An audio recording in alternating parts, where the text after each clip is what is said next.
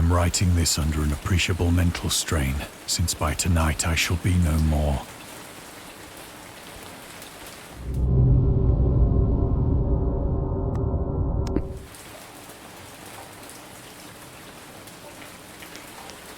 Penniless, and at the end of my supply of the drug which alone makes life endurable, I can bear the torture no longer, and shall cast myself from this garret window into the squalid street below. Do not think from my slavery to morphine that I am a weakling or a degenerate. When you have read these hastily scrawled pages, you may guess, though never fully realize, why it is that I must have forgetfulness or death.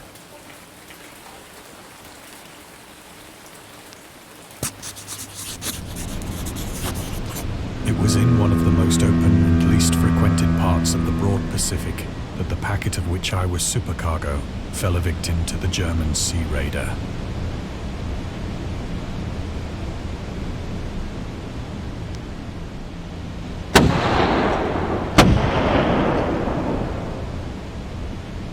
The Great War was then at its very beginning, and the ocean forces of the Hun had not completely sunk to their later degradation,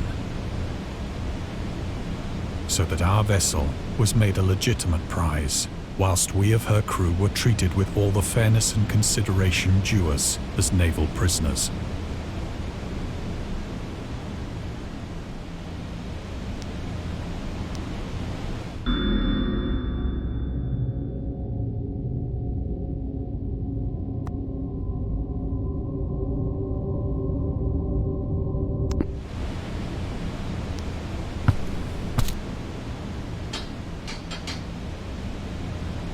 So liberal, indeed, was the discipline of our captors, that 5 days after we were taken, I managed to escape alone in a small boat with water and provisions for a good length of time.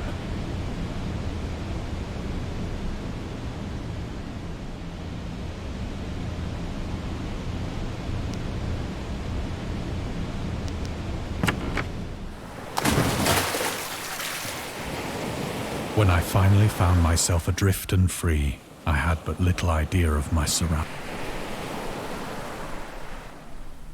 Never a competent navigator, I could only guess vaguely by the sun and stars that I was somewhat south of the equator.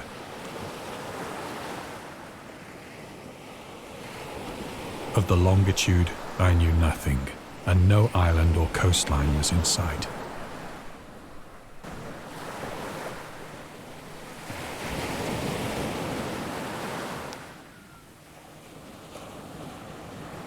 The weather kept fair, and for uncounted days I drifted aimlessly beneath the scorching sun, waiting either for some passing ship or to be cast on the shores of some habitable land.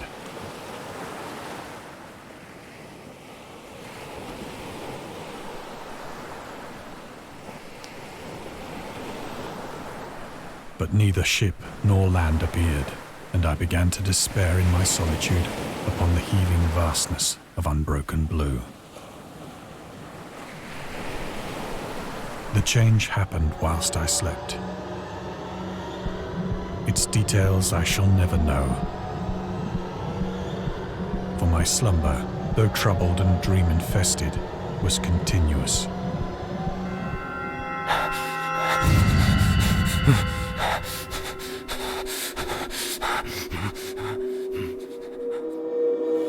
When at last I awoke, it was to discover myself half sucked into a slimy expanse of hellish black mire, which extended about me in monotonous undulations as far as I could see, and in which my boat lay grounded some distance away. Though one might well imagine that my first sensation would be of wonder at so prodigious and unexpected a transformation of scenery, I was in reality more horrified than astonished. For there was in the air, and in the rotting soil, a sinister quality which chilled me to the very core.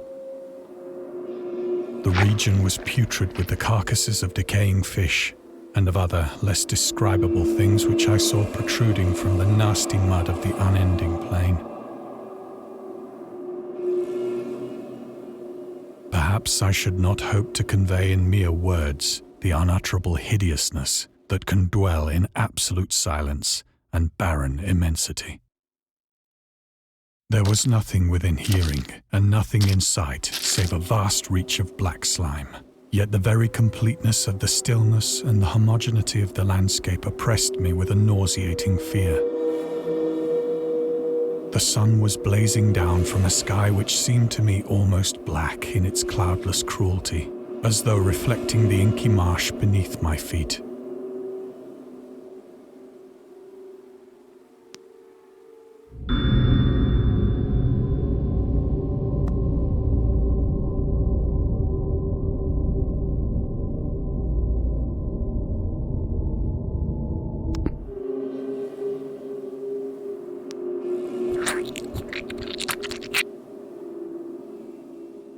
As I crawled into the stranded boat, I realized that only one theory could explain my position.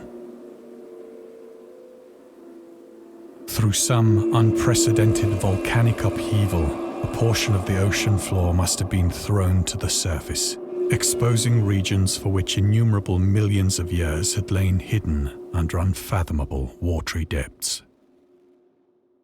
So great was the extent of the new land which had risen beneath me, that I could not detect the faintest noise of the surging ocean, straining my ears as I might. Nor were there any seafowl to prey upon the dead things.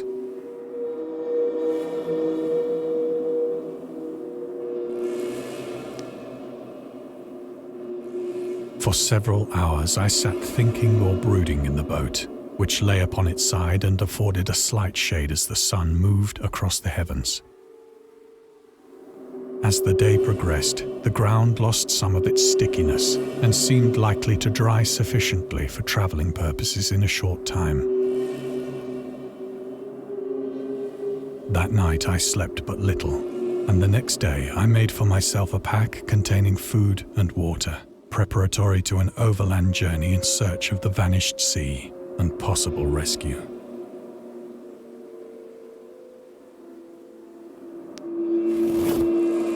On the third morning, I found the soil dry enough to walk upon with ease.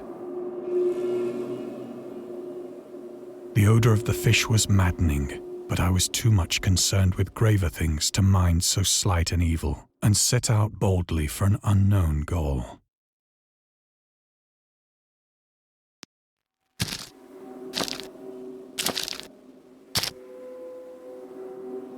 All day I forged steadily westward, guided by a faraway hummock which rose higher than any other elevation on the rolling desert.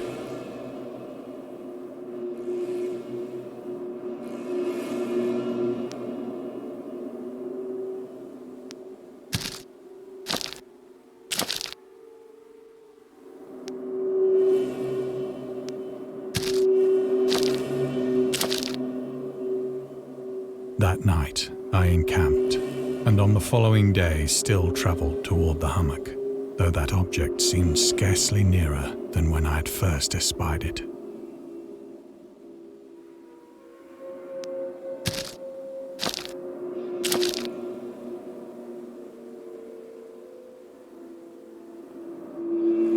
By the fourth evening, I attained the base of the mound, which turned out to be much higher than it had appeared from a distance.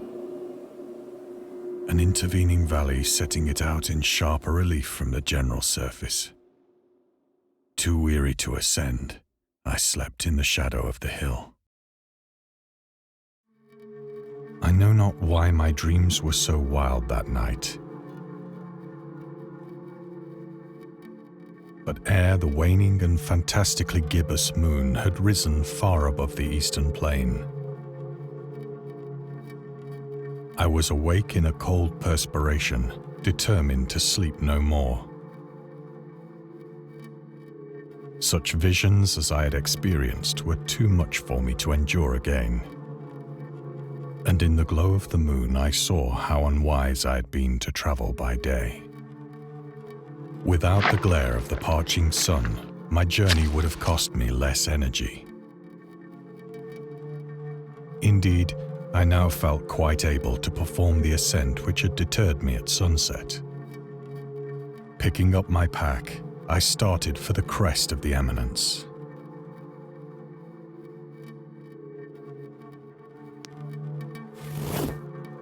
I have said that the unbroken monotony of the rolling plain was a source of vague horror to me.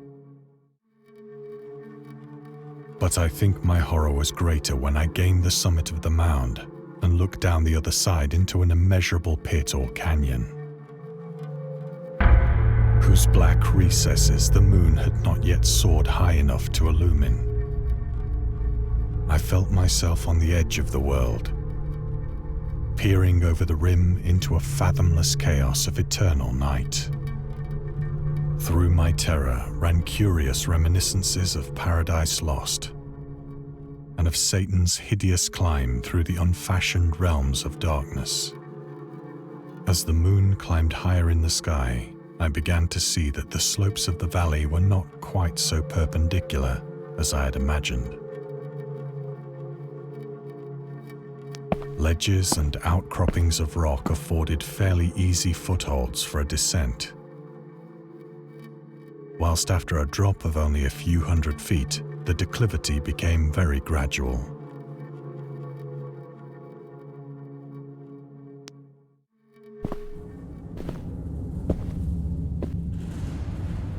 Urged on by an impulse which I cannot definitely analyze, I scrambled with difficulty down the rocks and stood on the gentler slope beneath, gazing into the Stygian deeps where no light had yet penetrated. All at once, my attention was captured by a vast and singular object on the opposite slope, which rose steeply about 100 yards ahead of me. An object that gleamed whitely in the newly bestowed rays of the ascending moon.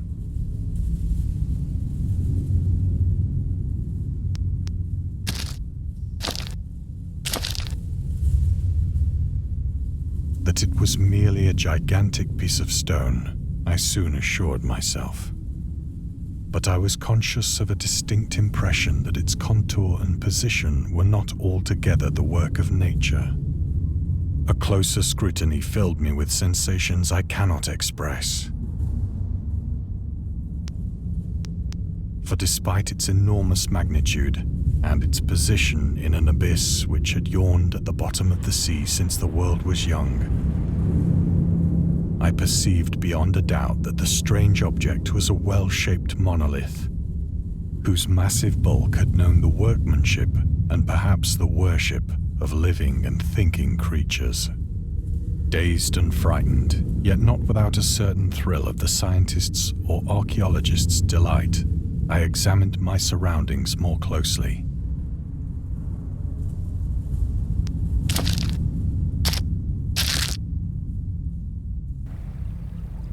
The moon, now near the zenith, shone weirdly and vividly above the towering steeps that hemmed in the chasm, and revealed the fact that a far-flung body of water flowed at the bottom, winding out of sight in both directions and almost lapping my feet as I stood on the slope. Across the chasm, the wavelets washed the base of the cyclopean monolith, on whose surface I could now trace both inscriptions and crude sculptures.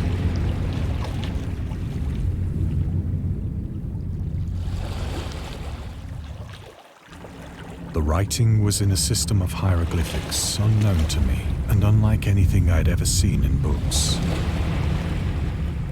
consisting for the most part of conventionalized aquatic symbols such as fishes, eels, octopi, crustaceans, mollusks, whales, and the like. Several characters obviously represented marine things which are unknown to the modern world, but whose decomposing forms I had observed on the ocean-risen plain. It was the pictorial carving, however, that did most to hold me spellbound.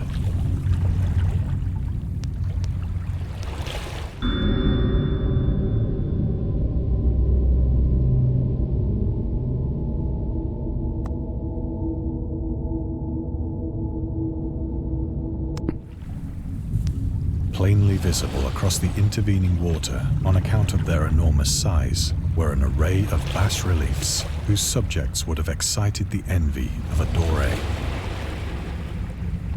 I think that these things were supposed to depict men, at least a certain sort of men.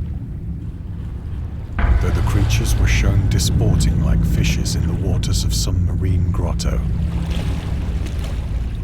or paying homage at some monolithic shrine which appeared to be under the waves as well. Of their faces and forms I dare not speak in detail, for the mere remembrance makes me grow faint. Grotesque beyond the imagination of a Poe or a Bulwer. They were damnably human in general outline, despite webbed hands and feet, shockingly wide and flabby lips, glassy, bulging eyes, and other features less pleasant to recall. Curiously enough, they seem to have been chiseled badly out of proportion with their scenic background. For one of the creatures was shown in the act of killing a whale, represented as but little larger than himself. I remarked, as I say, their grotesqueness and strange size, but in a moment decided that they were merely the imaginary gods of some primitive fishing or seafaring tribe. Some tribe whose last descendant had perished eras before the first ancestor of the Piltdown or Neanderthal man was born.